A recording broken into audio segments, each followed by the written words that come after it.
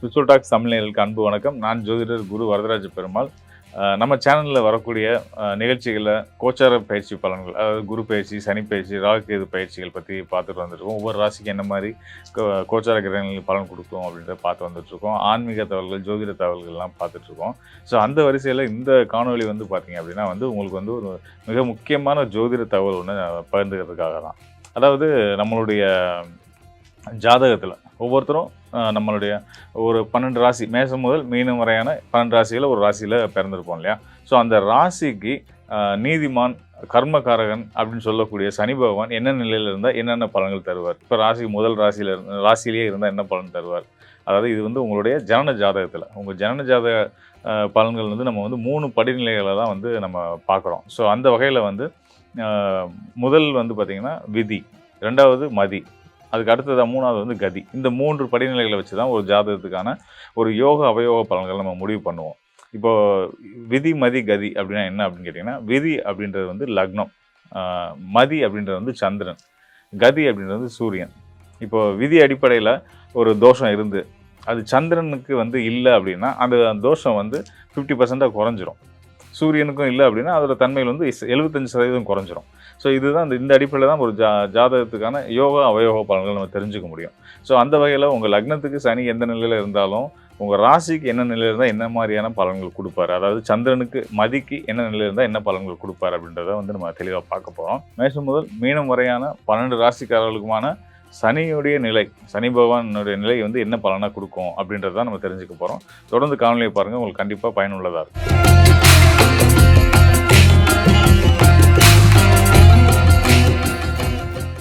கன்னி ராசிக்கு 7ஆம் இடமும் வரக்கூடிய மீன ராசியில் கர்மகாரகன் நீதிமான் சனி பகவான் இருந்தால் என்ன பலன் செய்வார் அப்படின்னா, 7ஆம் இடம் அப்படின்றது வந்து பார்த்திங்கன்னா களத்திரஸ்தானம். 7ஆம் இடத்துல சனி, களத்திரஸ்தானத்தில் சனி பகவான் அப்படின்னா வந்து திருமண வாழ்க்கையை பாதிக்குமா, தொழில் பங்குதாரர்களோட பிரச்சனைகளை ஏற்படுத்துமா அப்படின்றது வந்து பொதுவான விதி. ஆனால் இது கன்னி ராசிக்கு விதிவிலக்கு. என்ன காரணம் அப்படின்னு கேட்டிங்கன்னா, உங்களுடைய மனோகாரகன் சொல்லக்கூடிய பூர்வ புண்ணிய ஸ்தானாதிபதினு சொல்லக்கூடிய 5ஆம் இடத்துக்கு அதிபதியான சனி பகவான் ராசிக்கு 7ஆம் இடத்துல அமர்றது உங்கள் மனம் என்ன விரும்புதோ அதை தான் நீங்கள் வாழ்க்கையில் அடைவீங்கன்றதுக்கு இன்னொரு முக்கியமான அடையாளம். நான் உங்கள் ராசிக்கு வந்து 5ஆம் ஸ்தானம் அடிப்படையில் சனி அங்கேருந்து என்ன செய்வார்னு சொன்னோம், அதே தான் இங்கேயுமே வந்து கண்டிப்பான முறையில் நடக்கும். கிட்டத்தட்ட என்ன சொல்லணும்னா, கன்னி ராசிக்காரர்களுக்கு 5ஆம் இடத்துக்கு அதிபதியாக வரக்கூடிய சனி பகவான் ராசிக்கு 7ஆம் இடத்துல தான் மீன ராசியில் அமரும் போது மனம் விரும்பினவங்கள திருமணம் முடிக்கக்கூடிய ஒரு பாக்கியத்தை கொடுக்குறாரு. நிச்சயமாக மனம் விரும்பினவங்கள திருமணம் முடிக்கிறதுன்றது வந்து ஒரு அதிர்ஷ்டம் தான், பாக்கியம்தான், ஒரு யோகம் தான். அந்த அமைப்பு உங்களுக்கு கொடுத்து உங்களுக்கு வந்து நல்ல நண்பர்களையும் நல்ல ஒரு வாழ்க்கை துணையும் கொடுத்து உங்கள் வாழ்க்கையை சிறப்பிக்க உதவுவார். அதுபோக வெளிநாட்டு யோகங்கள், வெளிநாட்டு பயணங்கள், அதன் மூலியமாக பொருள் ஈட்டல், இந்த மாதிரியான ஒரு நல்ல விஷயங்களையும் வந்து 7ஆம் இடத்துக்கு சனி செய்வார். அதுக்கு அடுத்தது வந்து ரொம்ப முக்கியமான ஒரு ஸ்தானம், ராசிக்கு 8ஆம் இடம்னு சொல்லக்கூடிய ஆயுள் ஸ்தானம். ஆயுள் பாவத்தில் ஆயுள் காரகனான சனி பகவான் அமரும் போது தீர்காயுள் அப்படின்றத நம்ம உறுதியாக சொல்லிடலாம். ஆனால் என்ன ஒரு விஷயம் அப்படின்னா, தீர்காயுளை கொடுத்து அவர் வந்து பார்த்திங்கன்னா உங்களுக்கு வந்து மனக்குழப்பத்தை நிறைய கொடுத்துட்டே இருப்பார். 24 மணி நேரமும் வானத்தை பார்த்து சிந்திச்சுட்டே இருக்க மாதிரியான ஒரு மனநிலையை கொடுத்துருவார். இந்த பிரச்சனை எப்படி சரி பண்ண போகிறோம், அந்த பிரச்சனை எப்படி சரி பண்ண போகிறோம் அப்படின்னு பிரச்சனையே இல்லாத விஷயத்தை குறித்து பிரச்சனை மாதிரி நினச்சி உங்களை யோசிக்க வச்சு உங்களோட சிந்தனையில் குழப்பங்களை ஏற்படுத்தி உங்கள் செயல்களில் சங்கடங்களை கொடுத்துட்ருப்பார். அது மட்டும் இல்லாமல் அதான் காரணமற்ற பயங்கள், ஒரு விஷயம் இருக்காது, ஆனால் உங்கள் கற்பனைகளில் ஒரு சின்ன விஷயத்த நீங்கள் பெருசுப்படுத்தி கொண்டு போய் அதன் மூலியமாக நம்ம பெரிய பிரச்சனையை பாதிப்புகளை சந்திச்சிரோமோன்ற ஒரு எண்ணத்தை, பயத்தை கொடுத்துட்டு தான் இருப்பார் 8ஆம் இடத்து சனி. நீங்கள் அந்த மாதிரிலாம் வருத்தப்பட வேண்டியதில்லை. மகாவிஷ்ணு மகாலட்சுமியும் தொடர்ந்து வழிபட்டுவாங்க. 8ஆம் இடமான ஆயுள் ஸ்தானத்தில் இருக்கக்கூடிய கர்மகாரகன் ஆயுள்காரகன் சனி பகவான் உங்களுக்கு நல்ல எண்ணங்களை கொடுத்து உங்கள் வாழ்க்கையில் உங்களை மென்மேலும் உயர்த்துறதுக்கு உதவியாக இருப்பார் அப்படின்னு சொல்லிக்கிறேன். அதுக்கு அடுத்ததாக ரொம்ப முக்கியமான ஸ்தானமான ஞானஸ்தானம்னு சொல்லக்கூடிய 9ஆம் இடம். 9ஆம் இடத்துல சனி பகவான் இருக்கார் அப்படின்னா வந்து தெய்வ பலம் ரொம்ப உன்னதமாக இருக்கும், தெய்வீக அருள் நிறைய இருக்கும். நீங்கள் கும்பிட்றீங்களோ இல்லையோ இறைவன் உங்களுக்கான அனைத்து ஆசீர்வாதங்களும் உறுதியான முறையில் கொடுத்துட்ருப்பார். உங்களை எங்கேயும் வந்து கீழே விழவிடாமல் இறைவனோட கரங்கள் உங்களை இறுக பற்றி மேலே எடுத்து வந்துகிட்டே தான் இருக்கும். இதுதான் 9ஆம் இடத்து சனியோடைய செய்யக்கூடிய யோகம். சிலருக்கு வந்து பார்த்திங்கன்னா தந்தையோட நிலையை வந்து இந்த 9ஆம் இடத்து சனி பாதிக்கும்னு சொல்லுவாங்க. ஆனால் வந்து இங்கே 9ஆம் இடம் உங்கள் ராசிக்கும் உங்களுடைய சனி பகவானுக்கும் நட்பு வீடா வரதுனால நல்ல பலன் தான் கிடைக்கும். நீங்க ஆசைப்பட்ட விஷயங்கள விரும்பி அடையக்கூடிய அ எல்லா எல்லா எல்லா விஷயத்திலயும், அதாவது வண்டி, வாகனம், வீடு, மனை, மன கொ திருமண வாழ்க்கை, மன வாழ்க்கை, அ பார்ட்னர்ஷிப் எல்லாத்துலயுமே வந்து உங்களுக்கான வெற்றிகள குடுக்கக்கூடிய ஒரு யோகமான நபர்கள உங்க வாழ்க்கையில குடுக்கக்கூடிய ஒரு நிலையில 9ஆம் இடத்துல இருக்கக்கூடிய சனி கன்னி ராசிக்காரர்களுக்கு கண்டிப்பான முறையில நல்ல பலன செய்வார். அதுக்கு அடுத்து ராசிக்கு 10ஆம் இடம் சொல்லக்கூடிய கன்னி ராசிக்கு 10ஆம் இடமா வரக்கூடியது எதுனா மிதுன ராசி. அதுவுமே உங்க ராசிநாதன் புதனுடைய இன்னொரு வீடு தான்.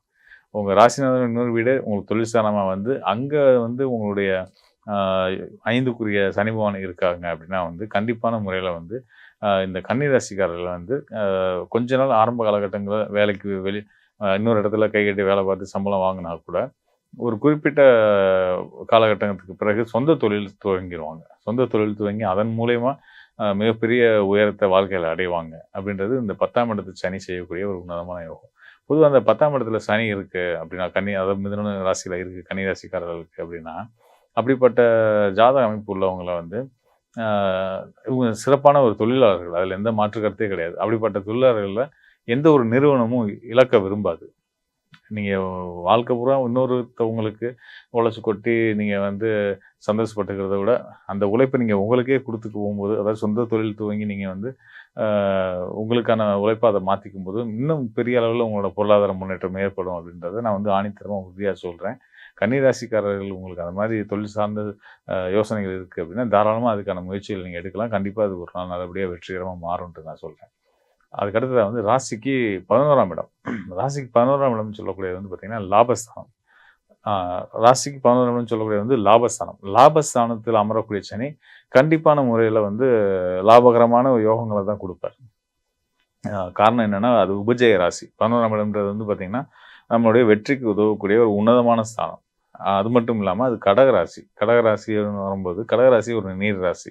மகர ராசிக்குரிய சனி பகவான் அந்த மகர ராசி, நீர் ராசின்ற அடிப்படையில இன்னொரு நீர் ராசியான கடக ராசியில அமரும்போது, கன்னி ராசிக்காரர்களுக்கு கண்டிப்பான முறையில வெளிநாட்டு யோகத்த குடுப்பார். அது தொழில் சார்ந்து வெளிநாட்டுக்கு போறது, படிக்கிறது கூட சிலருக்கு போக வேண்டிய சூழல ஏற்படுத்தி குடுப்பார். அந்த அளவுக்கு வந்து ஒரு உன்னதமான அமைப்பு யோக பலன அந்த 11ஆம் இடத்து சனி பகவான் வந்து செய்வார். அதுல எந்த மாற்றமும் கிடையாது. தெய்வ பக்தியும் அதிகரிக்கும். சந்திரனோட வீட்ல சனி சம்மந்தப்படுறார் அப்படின்றதே வந்து ஒரு தெய்வீக பலத்த இயற்கையாவே குடுத்துரும். அதுக்கு அடுத்தது வந்து பார்த்தீங்கன்னா, ராசிக்கு 12ஆம் இடம்னு சொல்லக்கூடிய கன்னி ராசிக்கு 12ஆம் இடம்னு சொல்லக்கூடிய ஸ்தானம் வந்து என்னன்னா, சிம்ம ராசி. கன்னி ராசிக்காரர்களுக்கு சிம்ம ராசியில சனி இருக்காரு அப்படின்னாலே வந்து கண்டிப்பான முறையில அ வாயு வாயு தொந்தரவுகள், வயிறு சம்மந்தப்பட்ட பிரச்சனைகள், டைஜஷன் ப்ராப்ளம், முதுகு வலி, பேக் பெயின்லாம் சொல்றோம் இல்லையா? அந்த மாரி ஆகுறது, இந்த டிஸ்க் பல்ஜ் ஆகுறது. ஸோ இந்த மாதிரியான தொந்தரவுகள கண்டிப்பான முறையில குடுக்கத்தான் செய்வார். என்னதான் உங்களுக்கு அவரு சனி நட்பு கிரகமா இருந்தாலும் கூட, அவரு வந்து சிம்ம ராசியில அமரும்போது, இந்த விஷயத்துல எல்லாம் வந்து தொந்தரவு குடுப்பாரு. அது போக தூக்கத்த டிஸ்டர்ப் பண்ணுவாரு. நிம்மதியான தூக்கத்த கெடுப்பாரு. இல்லற வாழ்க்கையில, கணவன் மனைவி தாம்பத்திய வாழ்க்கையில சில பிரச்சனைகள ஏற்படுத்துவாரு. ஸோ இதெல்லாம் நீங்க தவிர்க்கிறதுக்கு 2 விஷயங்கள் செய்தே ஆகணும்.